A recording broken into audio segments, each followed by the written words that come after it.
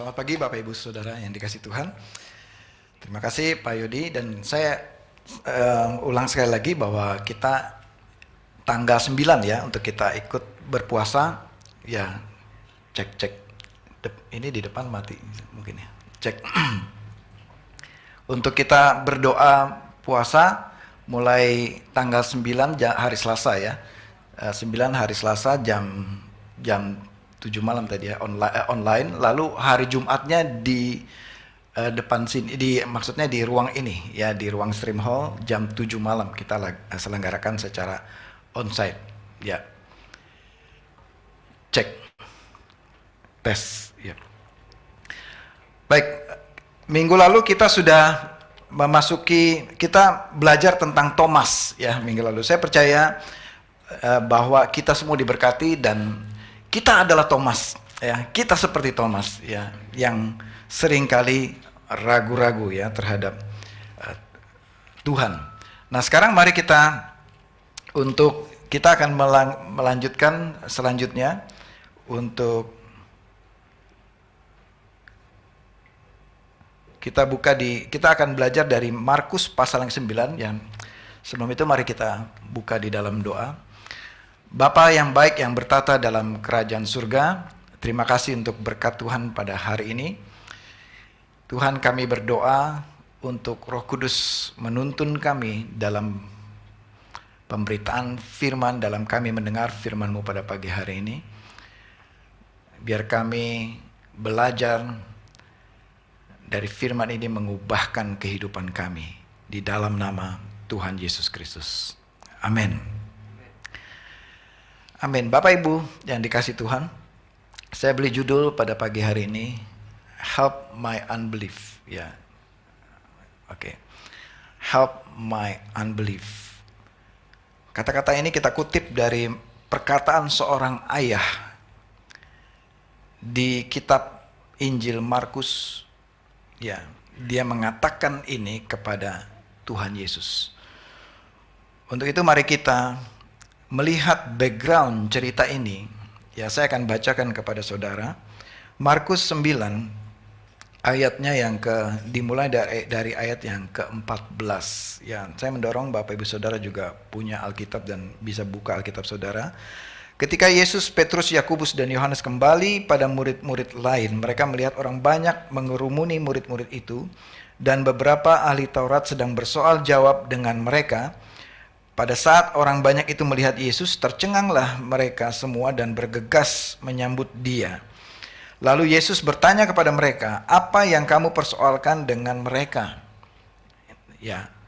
Jadi rupanya murid-murid yang lain di luar dari 3 ini, Petrus, Yohanes dan Yakobus, berarti ada 9 murid lain, mereka sedang gusar dan sedang berdiskusi ketika mereka berjumpa dengan Yesus. Lalu Yesus bertanya, "Ada apa?"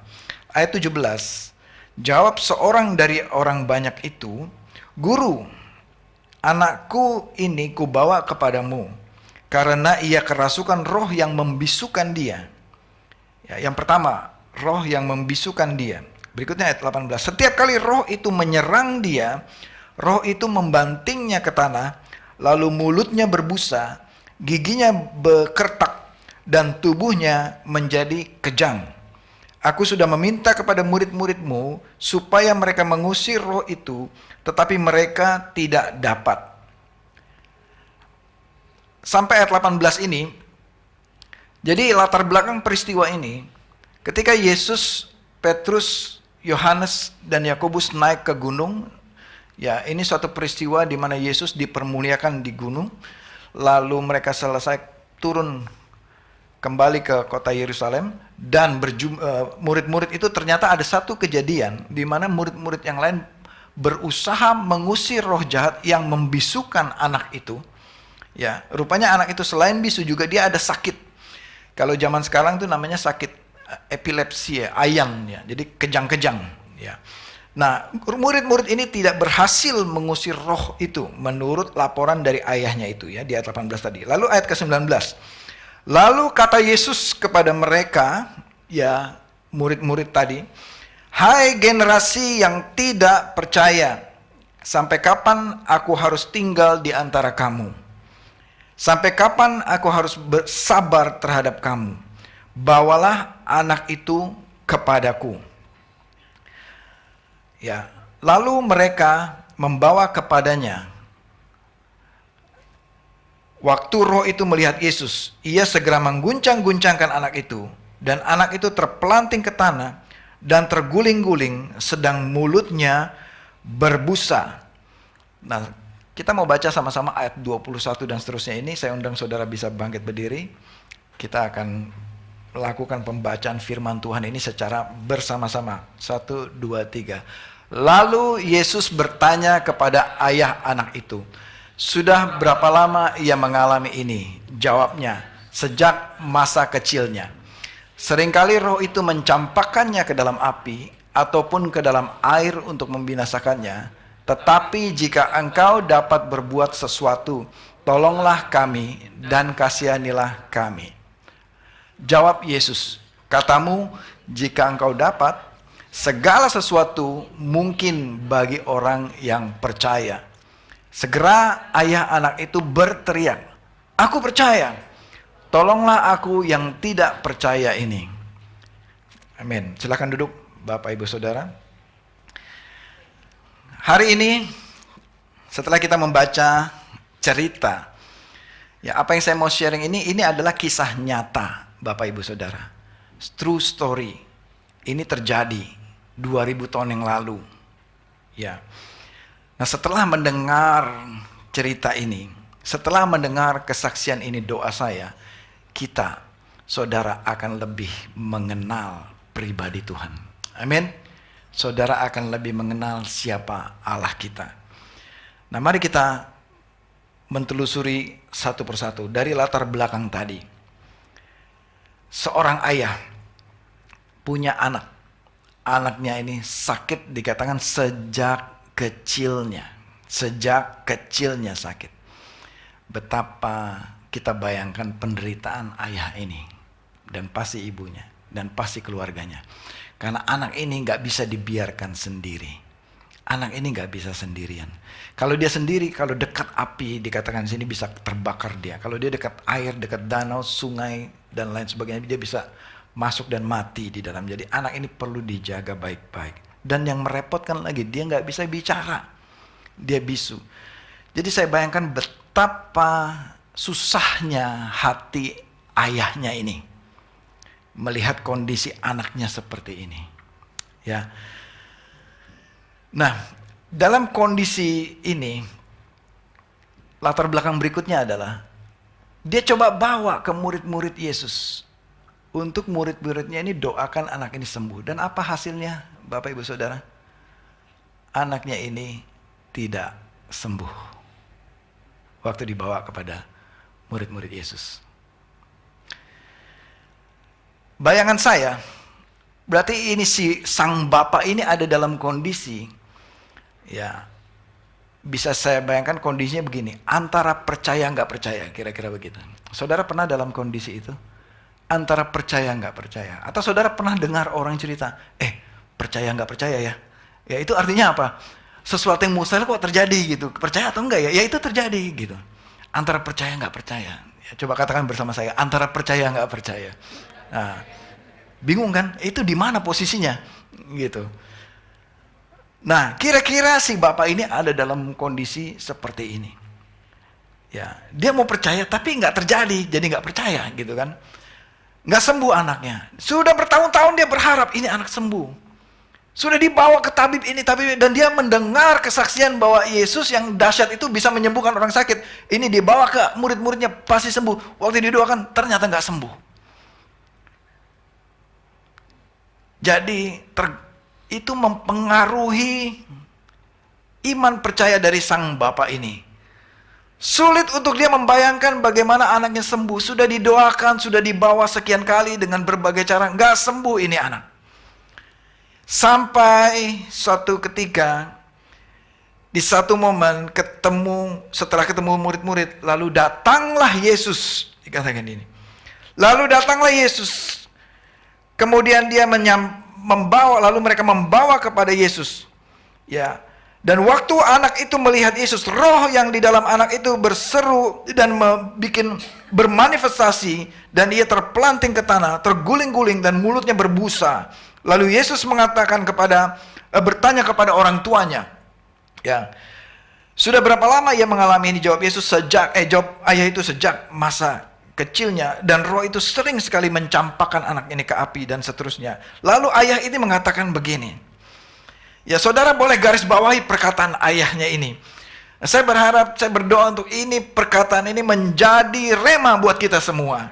Ayahnya mengatakan seperti ini, tetapi jika engkau dapat berbuat sesuatu. Di dalam terjemahan aslinya, bahasa Yunaninya, jika engkau dapat, ya kata-kata dapat itu berarti power. Jika engkau punya kuasa, dunamos dalam bahasa Yunaninya. Jika engkau punya kuasa, jika engkau mampu, kira-kira begitu perkataan dari ayah ini. Makanya Yesus mengatakan, jawab Yesus di ayat 23, katamu jika aku dapat. Ya, Yesus mempertanyakan perkataan ayahnya ini. Jawaban ayah ini kepada Yesus, jika engkau dapat, jika engkau mampu, jika engkau punya kuasa. Ya. Lalu Yesus membuat statement yang kedua. Yang statement yang pertama bertanya atas statement dari ayahnya sebelumnya. Yang kedua Yesus mengatakan, segala sesuatu. Katakan bersama saya, segala sesuatu. Segala sesuatu. Ya, kalau katakan segala sesuatu, semuanya. Semua perkara. Semua generasi, semua golongan, baik anak-anak sampai orang tua, semua suku, semua bangsa, dan tidak ada kecualinya. Berarti dikatakan semua, ya semua. Segala sesuatu itu, semua itu mungkin bagi orang yang percaya kepada Yesus. Ya. Selanjutnya anak itu berteriak, ayah itu bukan anak itu. Ayah anak itu berteriak. Ya, saya bayangkan sang ayah ini sudah dalam kondisi yang desperate, dalam kondisi yang sudah sepertinya mentok, nggak ada harapan. Tinggal satu harapan dia. Karena murid-muridnya pun sudah tidak bisa diandalkan, diharapkan lagi. Karena tidak terjadi kesembuhan. Tinggal satu yang diharapkan, yaitu kepada guru yang satu ini. Itu pun dia masih ragu-ragu antara percaya nggak percaya. Karena dia mengatakan, jika engkau dapat. Atau dalam terjemahan bahasa Inggrisnya, do anything you can do. Apa aja yang bisa kau lakukan, lakukan sesuatu untuk anakku ini. Ayahnya mengatakan seperti itu. Artinya masih ada sedikit harapan sang ayah ini kepada Yesus. Ya, di dalam ketidakpercayaannya itu.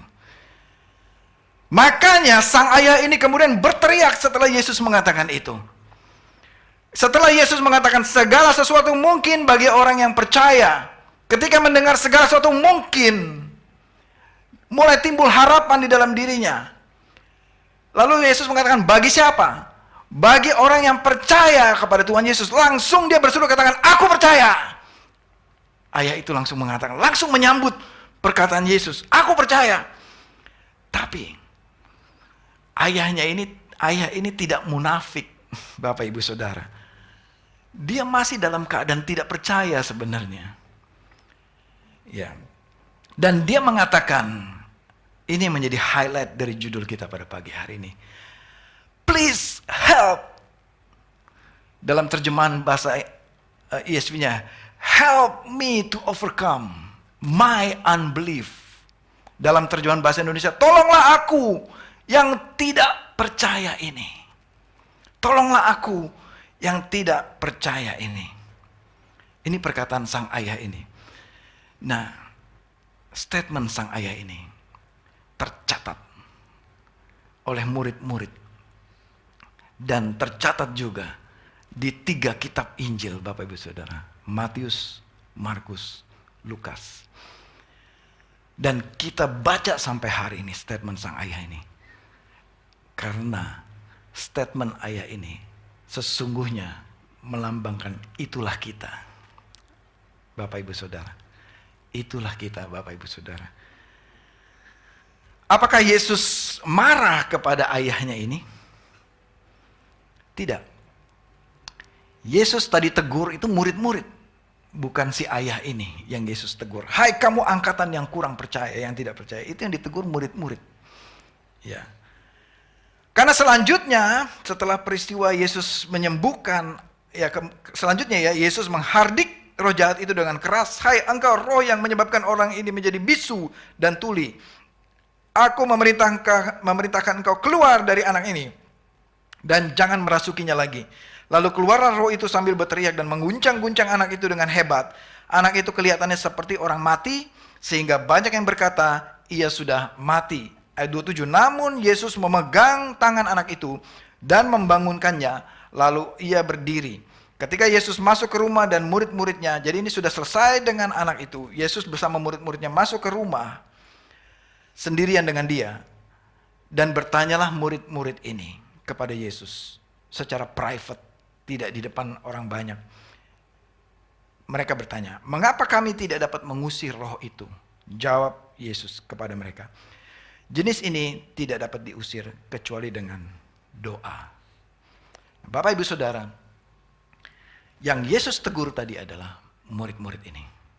Tapi kepada Bapak ini, Yesus tidak hardik Bapak itu. Yang dihardik adalah roh jahatnya.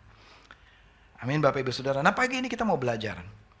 Ya, nanti saya akan balik lagi ke ayat 29 tadi. Pagi ini kita mau belajar kejadian bapak yang anaknya sakit ini. Ketika saya menyelami lebih dalam lagi, peristiwa pertama, terjadi kegagalan, tidak sembuh anaknya. Bisa aja bapak ini, waktu ketemu Tuhan Yesus, dia mengundurkan diri. Tidak jadi. Kayaknya udah gak ada harapan. Sudah. Yesus pun tidak bisa lakukan. Murid-muridnya gak bisa lakukan. Kayaknya dia tidak mau deh lakukan. Tapi ayahnya ini masih ada sedikit cercah harapan.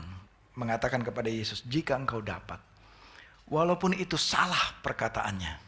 Ya, perkataan ini salah, ditegur oleh Tuhan Yesus kan. Perkataan ini kurang tepat. Ya, katamu jika aku dapat, pasti aku bisa. Kira-kira Tuhan Yesus katakan gitu. Lalu sang ayah ini langsung mengakui, tolonglah aku yang tidak percaya ini. Nah Bapak Ibu Saudara, dari peristiwa ini saya coba membedah sedikit ya, bahwa sometimes kita merasa kita ini kuat. Sometimes kita merasa kita ini sudah orang yang beriman. Tapi ketika kita sadari, suatu ketika mungkin Tuhan bawa saudara dalam satu momen, dalam satu kejadian. Saudara antara percaya dan tidak percaya. Di dalam satu momen, sepertinya saudara kehilangan iman saudara. Sepertinya saya kehilangan iman saya. Sepertinya doanya Tuhan gak akan jawab nih. Sepertinya kayaknya ini sudah akhir dari segala-galanya. Kayaknya Tuhan sudah marah sama saya. Kayaknya saya tidak akan mendapat jawaban doa saya. Mungkin kita ada di masa-masa titik kritis seperti itu. Seperti sang ayah ini. Ayah ini dalam masa-masa kritis iman seperti ini. Nah mari kita merenungkan Bapak Ibu Saudara. Ketika kita ada di dalam masa itu.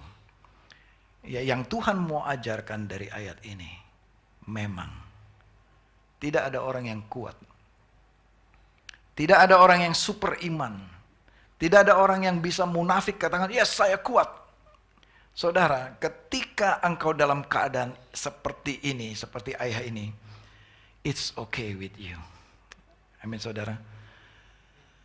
Kita semua bisa mengalami seperti ayah ini. Kita semua bisa mengalami seperti Thomas minggu lalu. Kita semua bisa mengalami dalam kondisi kita nggak kuat lagi Tuhan. Ya, nah saya mau tunjukkan kepada saudara, kenapa saya ngomong begini. Ya, yang pertama, Abraham. Ya. Abraham juga pernah mengalami titik kritis.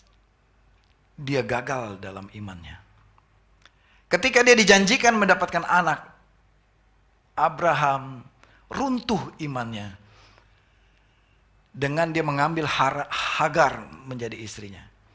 Dengan dia menipu Fir'aun, ya, bahwa Sarah adalah adiknya. Dan beberapa hal Abraham gagal dalam ketidakpercayaan, dalam imannya. Tapi kemudian Tuhan tolong Abraham memperlihatkan bintang di langit dan katakan, nanti seperti ini keturunanmu. Bapak Ibu Saudara, Abraham sampai sekarang kita kenal dengan nama Bapak orang beriman. Tapi ketahuilah, Abraham juga pernah gagal. Ya, Abraham pernah salah bertindak. Gideon, bagaimana dengan Gideon? Gideon si pemalu ini yang ragu-ragu, dan Gideon yang minderan. Dia ngumpet waktu diminta untuk memimpin perang. Tapi ketika Tuhan menolong Gideon, Tuhan menguatkan dia, Gideon dengan 300 pasukannya berhasil mengalahkan pasukan Midian yang ribuan jumlahnya. Gideon pernah gagal. Bagaimana dengan Simpson? Simpson yang ditakuti oleh orang Filistin. Simpson pernah gagal. Di tangan siapa dia gagal? Di tangan wanita. Tangan Delila, istrinya. Dan rahasianya terbongkar, yaitu apa? Rambutnya dipotong oleh istrinya. Tapi kemudian Tuhan tolong Simpson. Di mana Tuhan tolong? Di masa akhir hidupnya. Tuhan mengembalikan kekuatan Simpson. Dan Alkitab mencatat, jumlah orang Filistin yang mati dikalahkan oleh Simpson di masa akhirnya, itu jauh lebih banyak dari jumlah ketika Simpson masih dengan rambut panjangnya. Dengan kekuatannya. Tuhan masih kasih anugerah kepada Simpson, kepada Gideon, kepada Abraham. Bagaimana dengan yang satu ini? King David. Daud yang begitu perkasa, tapi dia juga gagal. Di mana kegagalannya? Dia terlibat dalam suatu skandal. Skandal apa? Pembunuhan. Dia membuat pembunuhan berencana. Siapa yang dibunuh? Orang terbaiknya yang dia bunuh. Jenderal terbaiknya yang dia bunuh. Kenapa? Dia mau dapat istrinya. Dan dia tidur dengan istrinya. Bukankah ini satu kejahatan yang luar biasa? Tapi Tuhan masih kasih anugerah kepada Daud. Dan Tuhan mengatakan Daud ini adalah orang yang berkenan di hati Tuhan. Yang model begini, yang berkenan di hati Tuhan. Tuhan tolong Daud. Daud pernah gagal. Tapi Tuhan tolong Daud. Dan namanya sampai sekarang masih terukir. King David, Raja Israel. Bagaimana dengan yang ini? Ya, ini sulit ditebak siapa ini kan, karena kita juga nggak tahu. Ya, tapi ini adalah Nabi Elia. Ya, kira-kira gitu ya, kayak begini figurnya. Bagaimana dengan Elia? Ya, kitab Yakobus mengatakan Elia adalah manusia biasa sama seperti kita. Elia juga pernah gagal. Ketika dia diburu oleh pasukannya Isabel, Elia menjadi takut. Wow. Bapak Ibu Saudara, seorang nabi yang perkasa yang luar biasa ini dicatat di dalam Alkitab, Elia menjadi takut. Bukankah ini tabu di dalam Alkitab kita? Masa tokoh nabi takut gitu? Tapi itu ada di dalam Alkitab. Ya, Elia menjadi takut. Alkitab tidak menyembunyikan ini.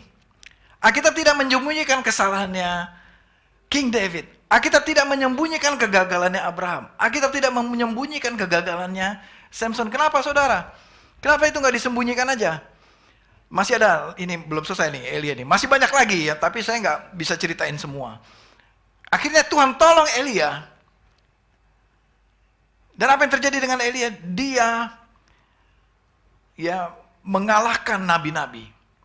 Mengalahkan Isabel dan semuanya. Dan Elia di akhir pelayanannya, Elia diangkat.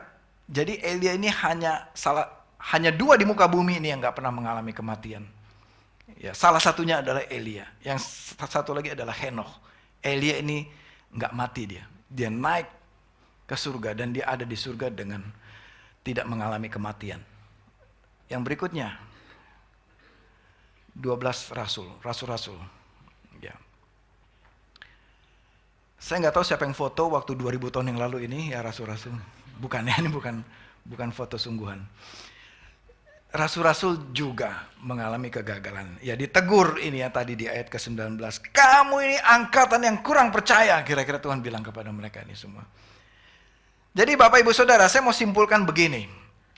Semua tokoh di Alkitab ini tadi hanya sebagian. Semua tokoh di Alkitab ini, tidak ada tokoh yang sempurna di sini. Alkitab ini mau ceritakan kepada kita bahwa yang sempurna hanya Tuhan Yesus saja. Amin saudara. Tokoh ini bukan cerita tentang pahlawan, tentang tokoh-tokoh yang hebat. Alkitab ini menceritakan tokoh-tokoh yang penuh dengan kelemahan. Tapi Tuhan yang menjadikan hebat semuanya. Amin. Karena Tuhan tolong mereka semua. Nah, saya akan tutup dengan 3 hal yang kita bisa belajar dari ayah ini. 3 hal yang kita bisa belajar dari sang ayah ini. Ketika dia mendengar firman Tuhan. Ketika dia mendengar Yesus berkata-kata. Ayahnya ini langsung merespon, berseru dikatakan. Dengan berteriak dikatakan. Yes, I believe. Kata ayah itu, tolonglah saya yang tidak percaya ini. Ini begitu luar biasa kalau sang ayah ini bisa mengatakan ini. Pertama, dia merespon langsung firman Tuhan. Dia membuka hatinya bahwa ini masih ada harapan dari Yesus ini. Jadi dia percaya kepada Yesus. Dan dia mengatakan saya ini tidak percaya. Tadinya saya tidak percaya. Berarti ada keterbukaan di hati ayah ini. Ada kerendahan hati di hati ayah ini. Jadi dia mengakui saya ini lemah. Nah Bapak Ibu Saudara, di dalam keadaan kritis kita, lebih baik kita mengakui Tuhan, aku ini lemah. Seperti Abraham, seperti David, King David, Daud, seperti Elia, seperti Gideon, seperti Samson. Semua ini tokoh-tokoh Alkitab mengakui saya ini lemah. Tidak ada satupun yang mengatakan saya ini jago, saya ini rohani, saya ini hebat, saya kuat. Tidak ada satu yang mengatakan begitu. Semua tokoh Alkitab ini lemah Bapak Ibu Saudara. Seperti kita, lemah. Jadi tidak ada di antara kita yang bisa memegahkan diri, yang menyombongkan diri. Saya ini sudah hebat, saya ini rohani, saya ini iman saya kuat. Tanpa Yesus, kita ini tidak bisa apa-apa. Untuk itu kita perlu anugerah dari Tuhan yang memampukan kita. Kita ini memang lemah. Seperti ayah ini mengatakan, tolonglah aku yang tidak percaya ini. Dia mengakui keadaan ketidakpercayaannya. Help my unbelief. Seperti Thomas. Dia akui dia tidak percaya. Dia harus dengan bukti. Dan Tuhan datang dengan buktinya. Sang ayah ini juga. Dia akui dia lemah. Ini saya Tuhan. Saya lemah. Saya tidak percaya.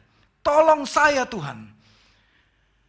Jadi ayah ini tahu bagaimana memposisikan dirinya bahwa dia dengan kekuatannya, dengan kemampuannya pun gak akan bisa percaya.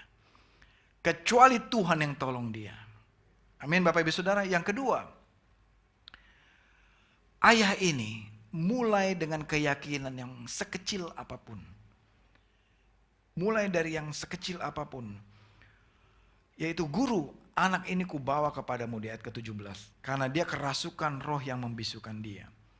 Dengan sekecil keyakinan dia bawa anak ini kepada Yesus. Hanya sampai di situ imannya, yaitu apa? Tuhan, jika engkau dapat, jika engkau mampu. Dia tidak dihardik, dilempar batu oleh murid-muridnya. Wah kurang ajar lu ngomong begini, kamu murid-murid tidak menghardik dia, murid-murid tidak mengusir dia karena berani-beraninya ngomong gitu sama Tuhan Yesus. Tapi Tuhan Yesus mengatakan, katamu jika aku tidak dapat, nih dengar, semua mungkin bagi Tuhan. Tuhan Yesus mengatakan itu kepada murid-murid, kepada ayah ini maaf. Jadi ayah ini Mulai dengan satu keyakinan yang paling sederhana. Udah bawa aja deh kepada Yesus. Ya, serahkan sama Yesus. Nah, bagaimana dengan kita Bapak Ibu Saudara? Ini yang saya mau ajak kita belajar pada pagi hari ini. Melihat dari kesaksian sang ayah ini. Mungkin saudara ada di dalam satu momen, saudara ada dalam satu masa, saudara ada dalam satu kondisi. Saudara antara percaya nggak percaya, antara ragu-ragu, ya, antara beriman dengan tidak beriman, atau iman saudara sedang tergoncang pada saat ini. Apa yang perlu kita lakukan? Yaitu ingat perbuatan baik yang pernah Tuhan lakukan dalam kehidupan kita di masa lalu.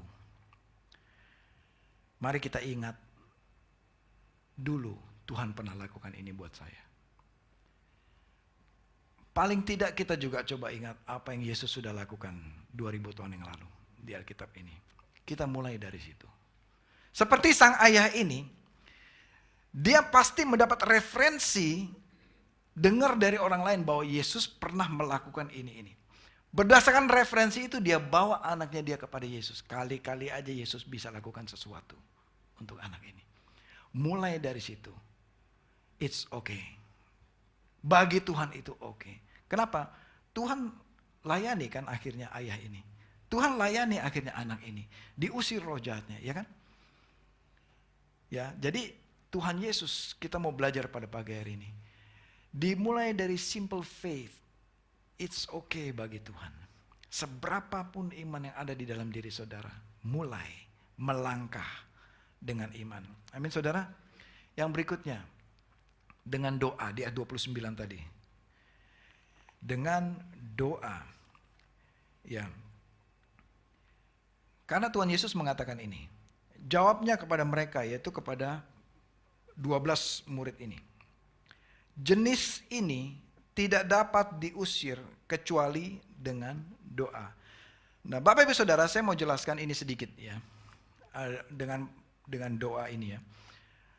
Bukan jenis roh jahatnya. Ya. Kalau kita baca sekilas kan jenis ini seolah-olah kita pikir roh yang jenis ini harus diusir dengan doa. Bukan, saudara. Semua roh jahat diusir dengan doa. Ya, artinya begini. Yang Tuhan Yesus mau sampaikan kepada murid-muridnya. Bahwa kalau engkau mau mengusir roh jahat. Kenapa roh tadi tidak keluar? Karena engkau kurang berdoa. Tuhan Yesus mau katakan itu kepada murid-murid. Karena engkau tidak mencontohkan cara hidup berdoa seperti Yesus yang berdoa. Karena murid-muridnya tidak berdoa. Firman Tuhan mengatakan, tunduklah kepada Allah, lawanlah iblis, maka ia akan lari daripadamu. Amin saudara. Jadi ayat ini mau mengatakan kepada murid-murid, harus berdoa. Katakan ke sebelah kiri kanan, harus berdoa. Berdoa. Kondisi apapun yang saudara hadapi sekarang, kesulitan yang sedang saudara hadapi, mungkin kau ketemu tembok, ya seperti kita nyanyikan, Tuhan akan melakukannya lagi. Do it again, do it again, do it again. Apa yang Tuhan pernah lakukan 2000 tahun yang lalu, Tuhan akan lakukan lagi, lakukan lagi, lakukan lagi. Amin. Ketika kita gagal seperti tokoh-tokoh Alkitab ini, Tuhan katakan Tuhan tidak pernah gagal. Amin saudara. He never failed me yet. Dia belum selesai dengan saudara. Amin. Belum terjadi bukan berarti saudara, bukan berarti Tuhan gagal. Belum terjadi artinya Tuhan sedang bekerja dalam hidup saudara. Seperti anak ini. Tuhan sedang bekerja. Oleh karena itu bagian kita apa? Seperti yang Tuhan mau perintahkan kepada murid-murid ini. Bagian kita adalah berdoa. Amin saudara. Katakan bersama saya, berdoa. Berdoa. Terus berdoa. Belum kelihatan Pastor Rason hasilnya. Berdoa lagi. Belum kelihatan hasilnya. Berdoa lagi. Berdoa lagi. Berdoa lagi. Berdoa lagi. Dan terus berdoa. Amin saudara. Harus dengan doa. Tuhan katakan. Gak bisa begitu aja terjadi. Harus dengan doa. Harus Tuhan Yesus yang mengerjakan dalam hidup kita. Tidak bisa dengan kemampuan kita. Jadi saudara, saya menentang orang yang mengatakan percaya kepada diri sendiri. Bukan. Saudara jangan percaya kepada diri saudara. Tapi percaya kepada siapa? Tuhan Yesus. Amin saudara. Jangan percaya kepada diri sendiri. Kalau orang katakan percaya kamu pasti bisa, percaya kamu bisa. Oh no. Enggak, kita enggak bisa. Amin. Kalau orang katakan percaya kamu pasti kuat, kamu bisa. No, kita enggak bisa, kita enggak kuat. Hanya Yesus yang bisa memberikan kita kekuatan. Amin. Hanya Yesus yang menguatkan kita. Kita percaya kepada Yesus, maka kita kuat. Kita minta kekuatan dari Tuhan, maka kita kuat. Kita tidak punya kekuatan dari diri kita sendiri. Seperti ayah ini, dia mengakui, help me, Lord, to overcome my unbelief. My unbelief. Dia mengakui kelemahannya.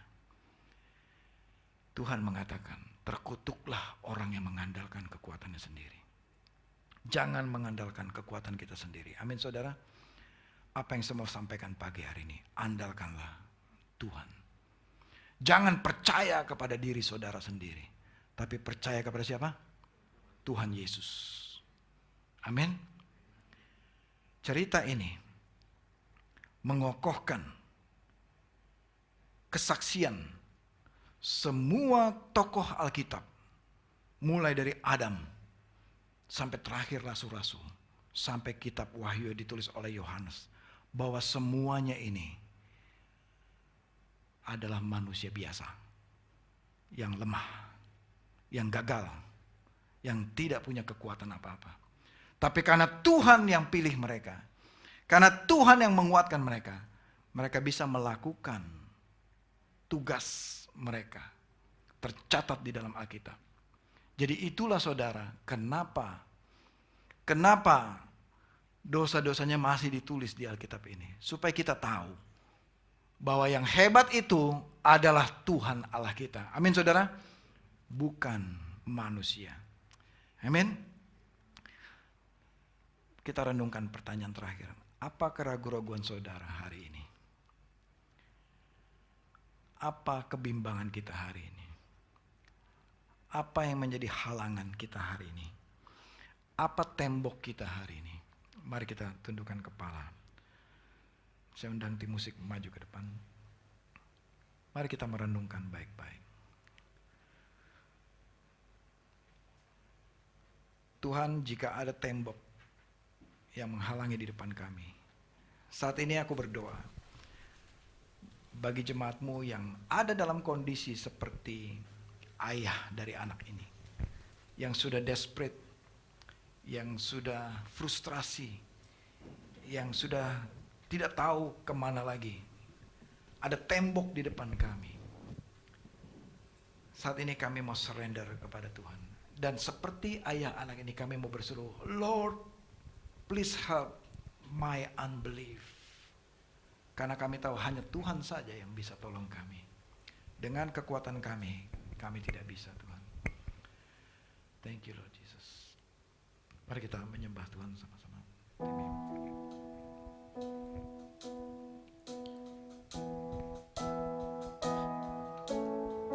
Your promise still stands. Great is your faithfulness. Faithfulness. I'm still in your hands. This is my confidence. You never fail. Your promise still stands. Great is your faithfulness. Faithfulness. Still in your hands. I'm still in your hands. This is my confidence. You never fail. Your promise still stands. Great is your faithfulness. Faithfulness. We believe in you. Still in your hands. This is my confidence. You never fail me.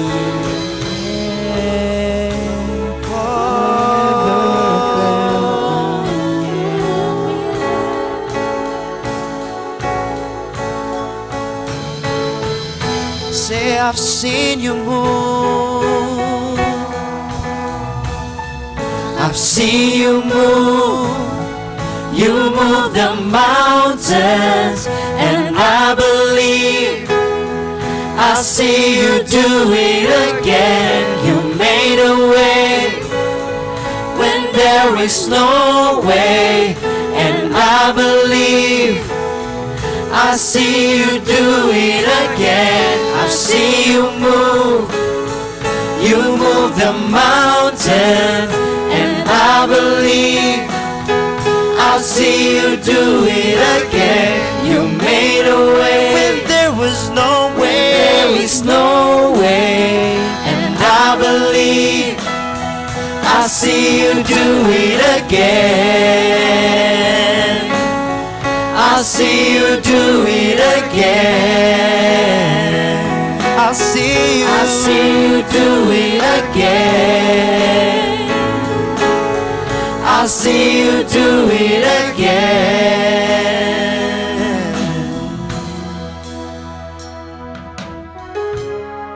Your promise still stands. Great is your faithfulness, faithfulness. I'm still in your hands. This is my confidence. You've never failed yet, and I never will forget that you've never failed me yet. Lord, please help my unbelief. Dengan kerendahan hati, kami datang kepadamu pada pagi hari ini. Sometimes kami merasa seperti di puncak iman kami, tapi sometimes kami merasa kami seperti di titik paling rendah dalam hidup kami. Tuhan, di cycle manapun kami berada, kami mau merendahkan hati kami di hadapan-Mu. Kami tahu sometimes Tuhan bawa kami dalam satu momen demi momen yang berbeda-beda. Dari satu sikun ke satu sikun, satu musim ke musim yang lain. Biar kami belajar dari cerita tokoh-tokoh Alkitab ini, Tuhan, bahwa kami punya Tuhan yang tidak pernah gagal. Yes, kami pernah gagal, Tuhan. Bahkan sering kali kami gagal, Tuhan. Pagi ini kami mau terbuka dan kami mau jujur di depan Kau, Tuhan Yesus. Dan kami mau merendahkan hati kami di depan Kau, Tuhan. Bahwa tidak ada satupun yang hebat. Kami juga penuh dengan kelemahan. Namun kami bersyukur, Tuhan, dari kelemahan kami ini, Tuhan mau angkat kami dengan anugerah-Mu, Tuhan. Engkau mau datang menolong kami. Sungguh Tuhan begitu baik, begitu hebat, Tuhan. Begitu dahsyatnya kesetiaan-Mu, Tuhan, atas kami. Kami yang tidak setia ini. Tapi Engkau begitu setia atas kami. Tuhan, satu yang kami rindukan, untuk kami tinggal di rumah-Mu sepanjang umur hidup kami, Tuhan. Masalah demi masalah boleh kami hadapi saat ini. Tapi ketika kami tahu kami punya Tuhan yang faithful, yang setia, kami aman, Tuhan, di dalam Kau. Kami aman, Tuhan, bersama-Mu. Tuhan yang akan take care semua masalah kami. Saya merasa jemaat pada pagi hari ini, beberapa di antara saudara, seperti engkau melihat tembok di depanmu. Sepertinya nggak ada jalan keluar di depanmu. Sepertinya nggak ada jalan yang bisa dilalui lagi. Ini sudah semua cara saya coba. Tapi Tuhan, Roh Kudus mau katakan ini kepada saudara. Masih ada harapan, Tuhan katakan. Selalu ada harapan, Tuhan katakan. Ketika ada Yesus, ketika ada aku di dalam hatimu, ada harapan, Tuhan katakan. Aku sanggup membuat jalan yang baru bagimu. Aku sanggup membuat jalan di padang gurun. Aku sanggup mengeluarkan air di batu karang yang kering sekalipun. Aku akan membuat jalan dalam hidupmu. Namun percayalah kepadaku, Tuhan katakan. Percaya kepada Yesus Kristus. Percaya kepada Tuhan Yesus Kristus. Dan mulai hari ini, gantungkan kepercayaanmu hanya kepada Yesus Kristus. Bukan kepada diri sendiri. Bukan kepada orang lain. Tapi kepada Tuhan Yesus Kristus. Dan have rest, Tuhan katakan. Bernaunglah, dwell, tinggallah, bermalamlah di dalam kepak sayapku, Tuhan katakan. Dan aku akan take care semua masalahmu. Terima kasih Tuhan, aku percaya firman ini bagi kami semua. Jadi mulai hari ini kami akan berjalan bersama dengan Kristus. Berjalan di dalam anugerah pengampunan-Mu Tuhan. Di dalam nama Tuhan Yesus Kristus. Amin. Mari jemaat, saya ajak bangkit berdiri, saudara. Kita akan tutup. Kita akan menerima berkat dari Tuhan. Kiranya berkat kasih karunia di dalam Tuhan Yesus Kristus, Allah Bapa dan Allah Roh Kudus selalu menyertai jemaat mulai hari ini sampai selama-lamanya. Setiap apa yang kami hadapi di hari esok, di hari depan kami tahu bahwa Tuhan ada di situ. Tuhan berperang di depan kami dan Tuhan tidak pernah meninggalkan kami sedetik pun. Jemaat yang dikasih Tuhan, pulanglah dengan damai sejahtera dan dengan membawa berkat-berkat ilahi dari surga. Tuhan memberkati engkau dan melindungi engkau. Tuhan menyinari engkau dengan wajahnya dan memberikan engkau kasih karunia. Dan Tuhan menghadapkan wajahnya kepadamu dan memberikan engkau damai sejahtera, persekutuan dengan Roh Kudus, berkat yang melimpah mulai hari ini sampai selama-lamanya. Sampai Tuhan Yesus Kristus datang kedua kalinya. Dan semua jemaat yang menerima berkat ini katakan bersama-sama, amin.